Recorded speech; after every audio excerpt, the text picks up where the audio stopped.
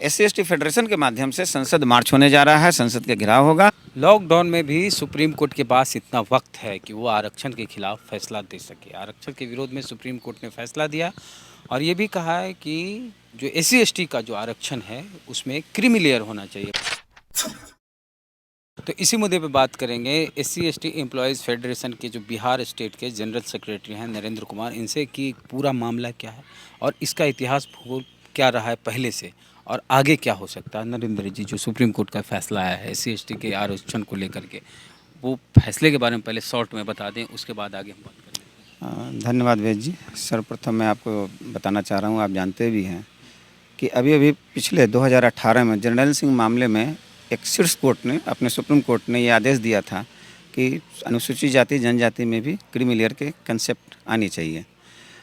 अभी हम लोगों के दबाव की वजह से, देश भर में आंदोलन की वजह से केंद्र सरकार ने 2019 के दिसंबर में अभी एक रिट याचिका दायर करके उस उक्त टिप्पणी को हटाने के लिए सुप्रीम कोर्ट में एक याचिका दायर की थी। अभी उस याचिका का निष्पादन भी नहीं हुआ है, लेकिन एक अन्य मामले में जिसमें कि अनुसूचित जनजाति के आरक्षण क्षेत्रीयता के आधार पर, उनके पॉपुलेशन के आधार पर, स्टेट का जो पॉपुलेशन के आधार पर जो डिफाइन है, उसमें एक मामला पेंडिंग था जिसमें सुप्रीम कोर्ट ने ये टिप्पणी पुनः कर दी। इसमें मैं एक चीज़ और बताना चाहूँगा कि अभी हमारा रिजर्वेशन इन प्रमोशन मैटर अभी भी सुप्रीम कोर्ट पे पेंडिंग है। बार बार विभिन्न उच्च न्यायालय के द्वारा, फिर अंततः सुप्रीम कोर्ट के द्वारा इस पर बार बार फैसले की तिथि को बढ़ाई जा रही है, सुनवाई नहीं की जा रही है। अभी हम उससे भी त्रस्त थे, हमारा एडिक्वेट रिप्रेजेंटेशन नहीं है, बैकलॉग है, लाखों की संख्या में बैकलॉग है, प्रमोशनल पोस्ट में नहीं है। हमारे गवर्नमेंट ऑफ इंडिया के ज्वाइंट सेक्रेटरी और सेक्रेटरी रैंक में हमारा रिप्रेजेंटेशन नहीं है, जुडिशियरी में हम नील हैं, हमारा वो मैटर अभी पेंडिंग है। और दूसरी तरफ अभी इन लोगों ने क्रीमी लेयर के कंसेप्ट को ला दिया है, तो ये बिल्कुल असंवैधानिक है। और हम इस पर एक आगे, जैसे जिस तरीके के पूरे देश में एक आंदोलन चला था, पुनः उसी आंदोलन की तैयारी हम लोग कर रहे हैं और ये सब लॉकडाउन के बाद हम लोग शुरू करेंगे। एक चीज़ मैं और आपको मैं बता देना चाहता हूँ कि वस्तुतः इसका कारण क्या है, क्यों बार बार कभी सरकारें, कभी किसी पॉलिटिकल पार्टी के द्वारा, कभी किसी व्यक्ति विशेष के द्वारा आरक्षण की समीक्षा की बातें आती हैं, कभी कभी सुप्रीम कोर्ट कहते हैं कि आरक्षण का समय सीमा निर्धारित है। ये सारी भावनाएं, ये दुर्भावनाओं से ग्रसित हैं, जिनके वजह से इस तरह के बयान हर वक्त आते रहते हैं। इनका मूल और सबसे प्रमुख कारण है, बाबा साहब ने एक कंसेप्ट दिया था सेपरेट इलेक्टोरल का। मैं आपके इस इंटरव्यू के माध्यम से अपनी बात को पुनः रखना चाह रहा हूँ। सेपरेट इलेक्टोरल ही एक ऐसा इलाज है, एक ऐसी ताले की चाबी है जिससे इन सभी सवालों पर पूर्ण रूप से पूर्ण विराम लगेगा।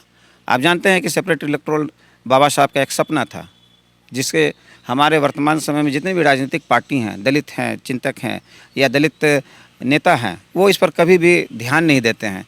सेपरेट इलेक्टोरल रहने से हमारा समाज के लोगों को मैं अपना नेता स्वयं चुनूँगा और वो हमारी बातों को संसद में रखेंगे और हर जगह हमारा अपना प्रतिनिधित्व होगा, जिससे हम इससे बचेंगे। आप देख रहे हैं कि बार बार कभी आती है कि आरक्षण 10 वर्षों के लिए दिया गया था। आप बेहतर जानते हैं कि आरक्षण 10 वर्षों के लिए सिर्फ संसद और रिप्रेजेंटेटिव कैपेसिटी में दी गई थी। नरेंद्र, इस बारे में हम बोलना चाहेंगे। आरक्षण 4 तरह के हैं। पहला आरक्षण है नौकरी में, दूसरा मान लीजिए शिक्षा में, जो कॉलेज यूनिवर्सिटी कहीं भी एडमिशन लेते हैं, चाहे स्कूल में। तीसरा प्रमोशन में आरक्षण है। चौथा जो आरक्षण है विधायक बनने के लिए या सांसद बनने के लिए। ये जो चौथा आरक्षण है विधायक सांसद के लिए, उसमें 10 साल के लिए आरक्षण था। बाकी जो ऊपर के 3 आरक्षण हैं उसमें कहीं आरक्षण की कोई समय सीमा ही नहीं। आप देखेंगे जैसे ये बार बार आती है, इसमें देखिए क्रीमी लेयर के कंसेप्ट की ओर बार बार इशारा किया जा रहा है हमारे कुछ नेताओं के द्वारा भी, और साथ साथ उसको सहयोग देते हैं कोर्ट भी, सुप्रीम कोर्ट भी या अन्य भी लोग।